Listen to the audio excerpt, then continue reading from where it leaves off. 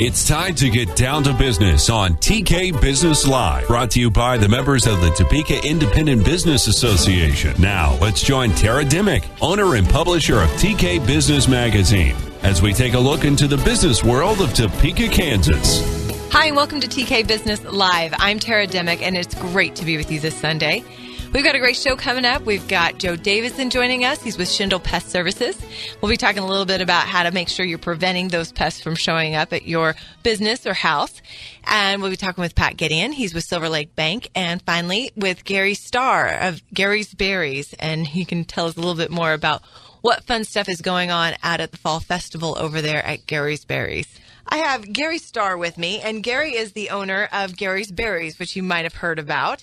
But he also has a day job, so we'll make mention of it real quick. He has a day job. He's a financial advisor for Edward Jones Investments. So why Gary's Berries? You've got this other day job, and I know that Gary's Berries has to be a ton of work. Tara, you're right. It is a lot of work. Fortunately, we have a lot of young people and some not so young come out and help. Last year, it took about 112 people to actually run the operation in September and October. And then during the summer, we have quite a few other people come out and help lay irrigation pipe, that type of thing. Most of the planting and the harvesting is done by my family.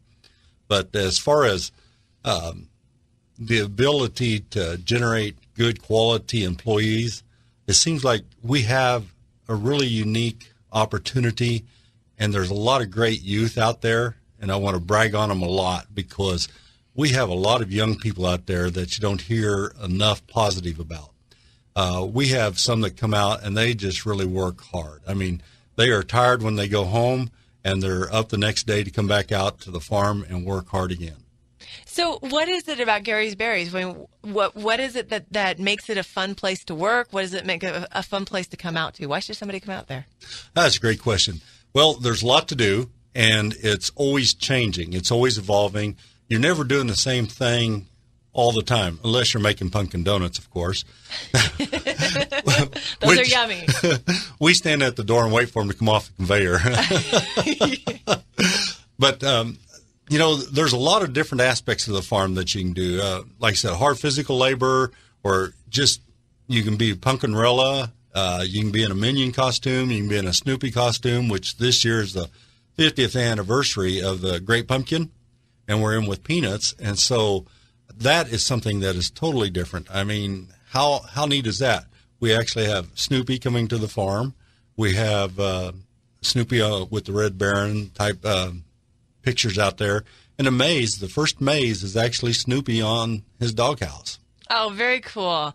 So when somebody comes out, you've got the mazes, you've got the pumpkin patch. What is the family going to do as they arrive? Well, they're probably going to kind of be in awe of everything that's there because, like you said, most people think it's a pumpkin patch or just a maze, and it's really not. We have a lot of activities. We had something built this past year, put it in activity. It was called our corn train. It's actually what we call Julie's Jeep. It was a Jeep Grand Cherokee. We shortened 20 inches, and we made a good buddy of mine, Rod Hopper, made a train out of it. So it really looks like a train, and it pulls the wagon all around the farm. Then we have the jumping pillows. We have 2 of those, and if you think of a giant trampoline that's buried in the ground, and you go out and jump on it, and if you fall down, you just roll off the sides. That is a lot of fun. It does wear you out. Another thing that the kids really like is a corn pit. If you stop and think about it, a lot of us were able to play in a grain truck as we were growing up. Well, you don't see it much anymore, but we have a corn pit that's about a foot deep, and instead of sand, it is corn. So you can go out and bury Dad or Mom in the corn pit and have a lot of fun. We do find that they take a lot of corn home in the socks, the shoes, and the underwear. So you find it in your washing machine. Well, we find it in our restrooms, for sure, yes. So what got you into Gary's Berries? How did this whole thing start? Well, I tell you, we were wanting to move out to the country. We found this 35 acres. There's a good friend of ours. Her name's Tony Shank, her mother-in-law, and she presented it to us. And we were homeschooling at the time, and it really worked right into it. So we started with the berry patch. I thought I could make a living off of 25 acres, much to my demise. That isn't going to work. It's a lot of work and little money. But so we started with strawberries and blackberries and raspberries, and the kids were young, and they learned a lot. They would go to farmers market. They could learn inventory. They could learn sales. They could learn how to work with people, even some people that weren't as happy as they might have been. So the kids got a well-rounded education from it. As we went along, realized that they didn't like working for free. Darn. So we moved into the pumpkin patch and the corn maze in 2000, and that has been more fun. And about 2005, we quit the berries altogether and transitioned. And my two sons still come back, Michael, who's a highway patrolman, and Aaron, who's a financial advisor for Edward Jones also. They still come back and help with the farm. And then we actually, like I said, 112 people last year, and we have about 6 managers. And it's real easy to lose control of the day-to-day activities because they really run the farm. That's awesome. So what has been most rewarding for you to be doing this? Oh, I tell you, it's hands down. It's seeing the little kids. I mentioned it in the magazine about giving the little girl cotton candy for the first time, and the look on her face and her eyes, and Mom and Dad, after she had cotton candy all over her face, told me it was the first time she ever had cotton candy, and she just looked up and said, "This is the best day ever." I thought, I just about broke my heart. But it's so neat to be able to interact with the children. That's awesome. So, have you ever gotten lost in the corn maze?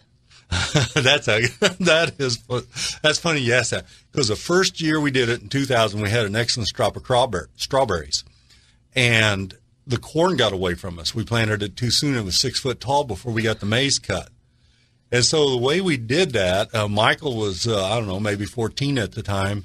It was over his head, but he would talk me through it as I would spray the corn to kill it. Over here, Dad, over here. And I'd walk towards him so I could actually spray the maize and kill the corn down. So, yes, I was lost. I had no idea where I was at. You were just following the voice. Yes.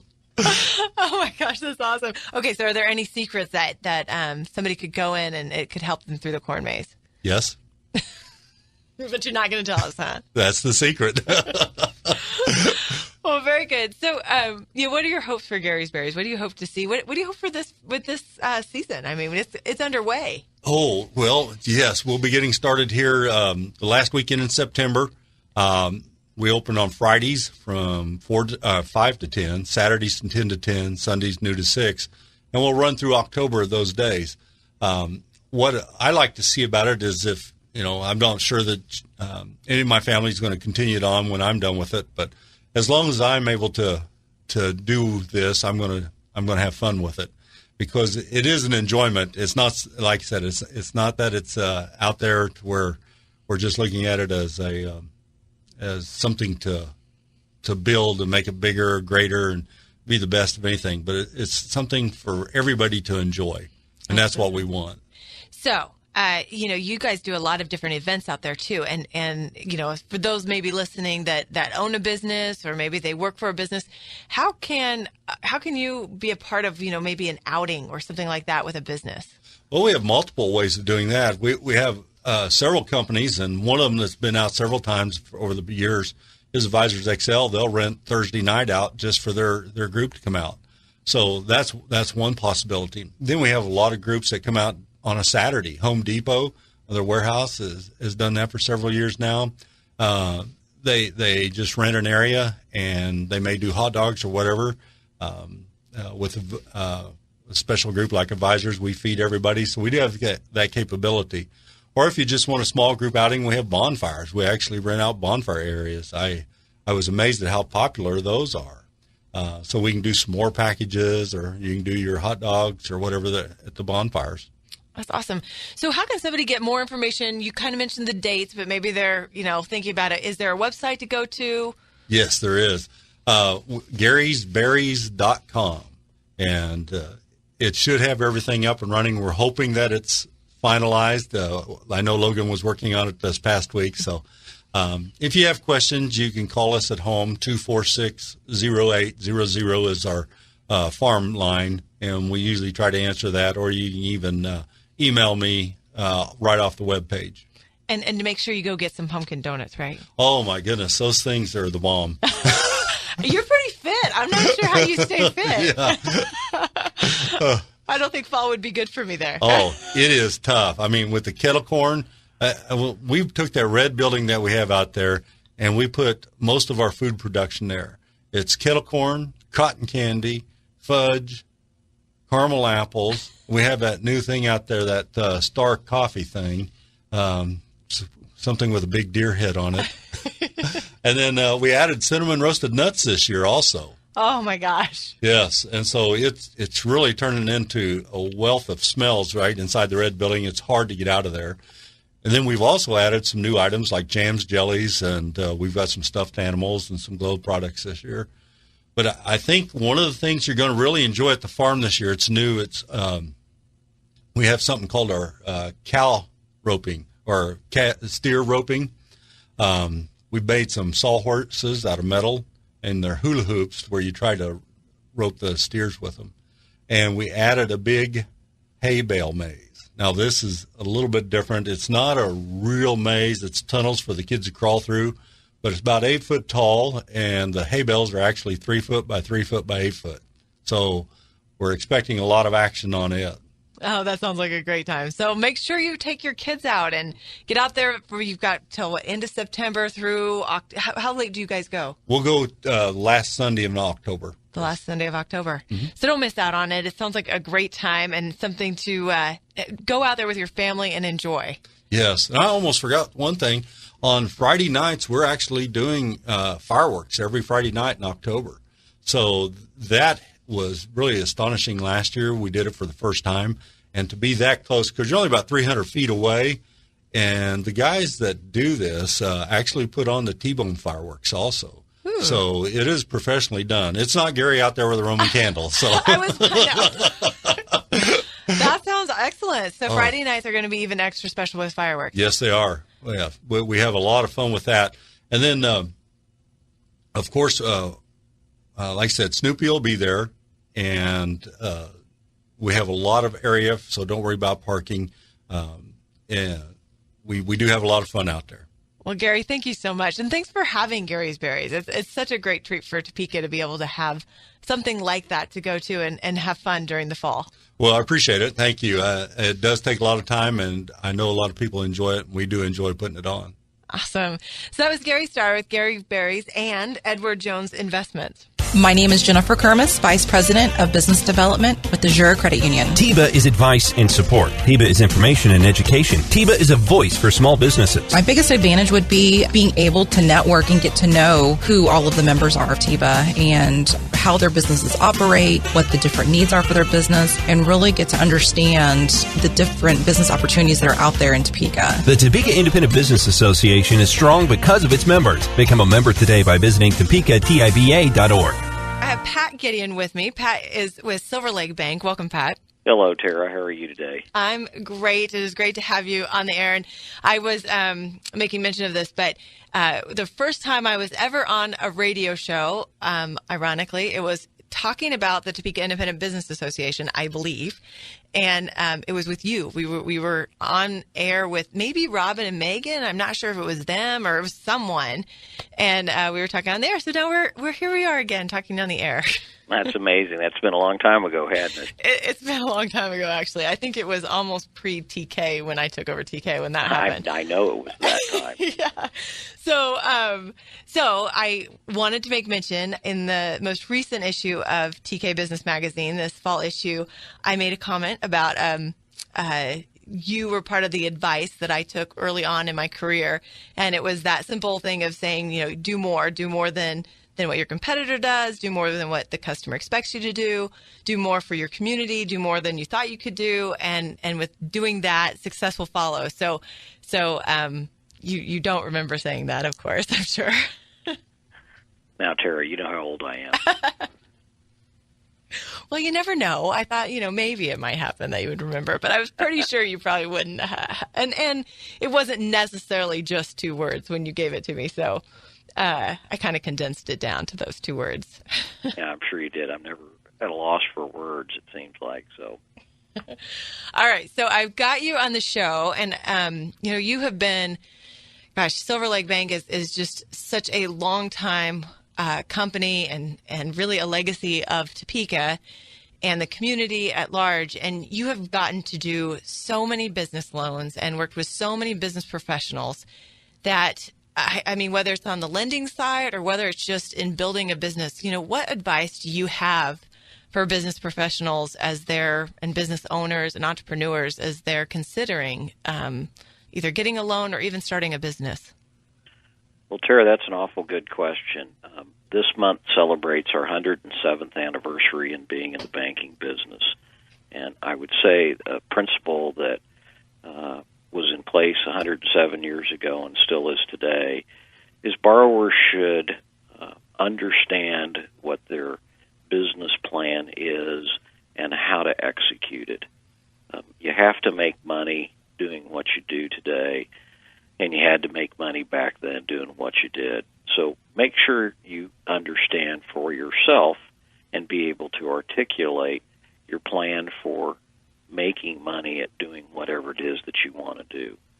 That will usually take more than just a few thoughts. You might need to put it down on paper or on your computer, but make sure you can articulate and demonstrate that you do have a business plan.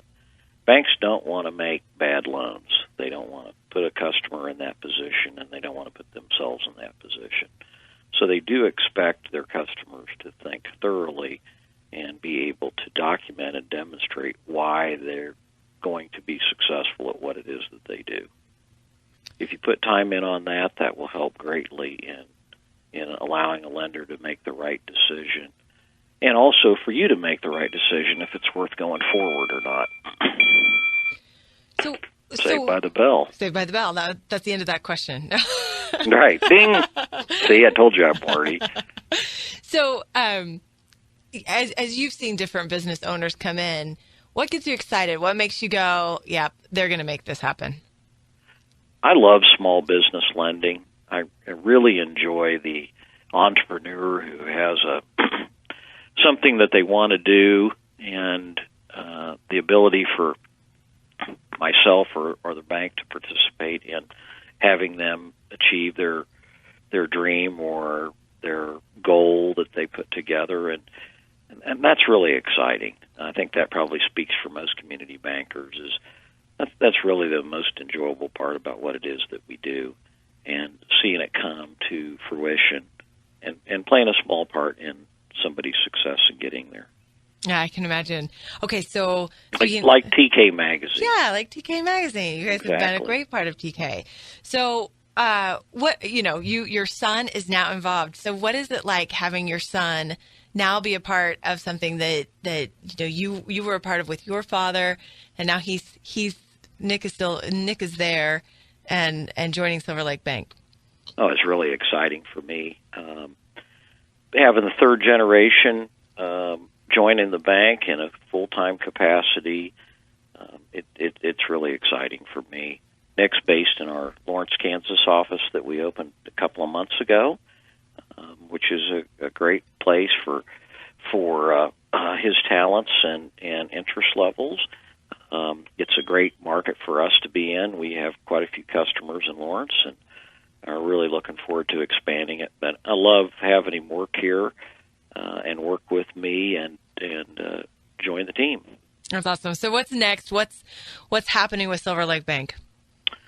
Well, we're going to celebrate the 107th anniversary in the month of September. We're going to post some stuff and do some fun and exciting things. We're very pleased about being able to have that kind of a legacy. Mm-hmm. We're going to continue to look around for opportunities to assist our customers and people that aren't our customers today and try to grow our base. Have fun in the process, continue to try to recruit some really good, solid staff members to help us deliver the kind of customer service level that we want to deliver, and just kind of have fun doing what we do. Well, that's awesome.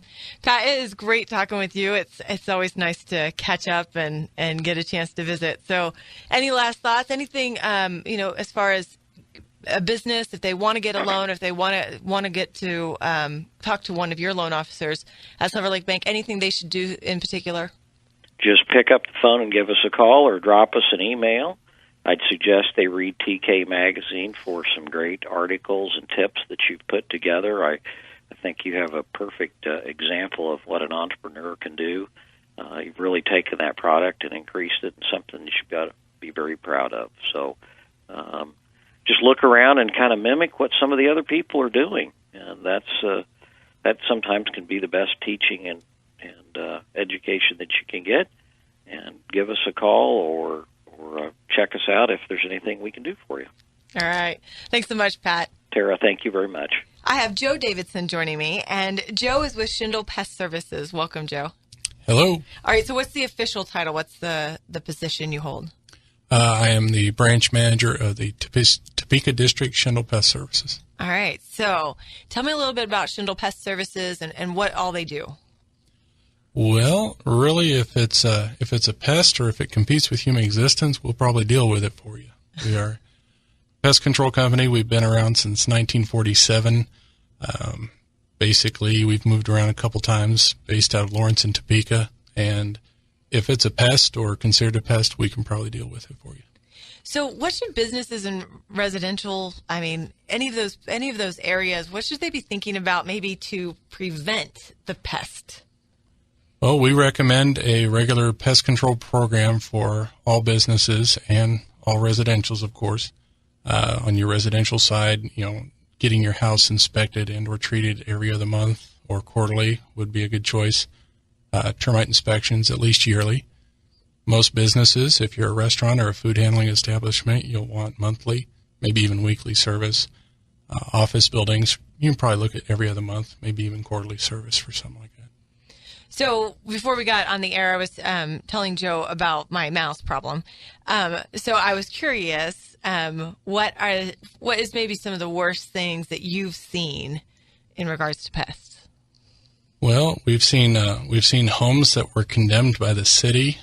We had to go in and do a clean out before the city would bulldoze it, make sure they're gone. The worst one I ever saw, it was a bed bug training issue. I was taken to a house for heat remediation training.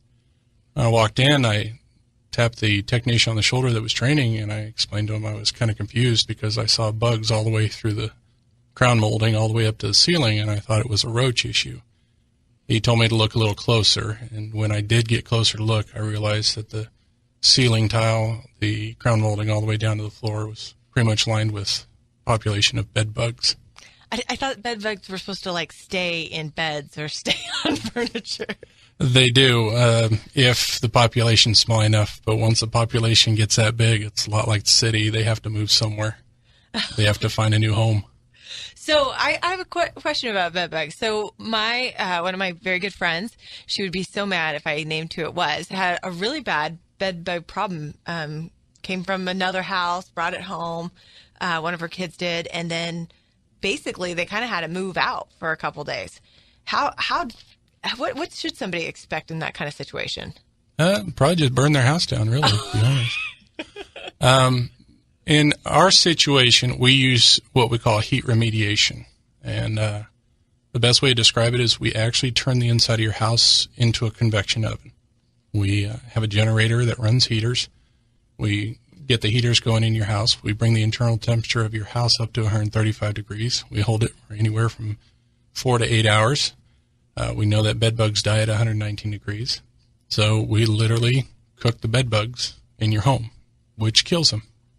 But it keeps you from having to really burn all the sheets and burn the mattresses, literally burn them, right? That's correct. There's very few things we can't heat. There's a small list like musical instruments, obviously wax candles, chocolate, medications, oil paintings, things like that. We ask you to put those in a do not heat box, which we will inspect later. But pretty much everything else in the house we can heat to safely to 135 degrees.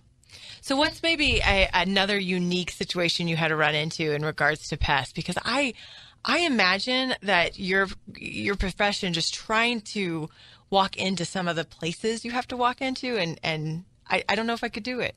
Well, the worst we ever run into is people who are natural hoarders. We go into their homes.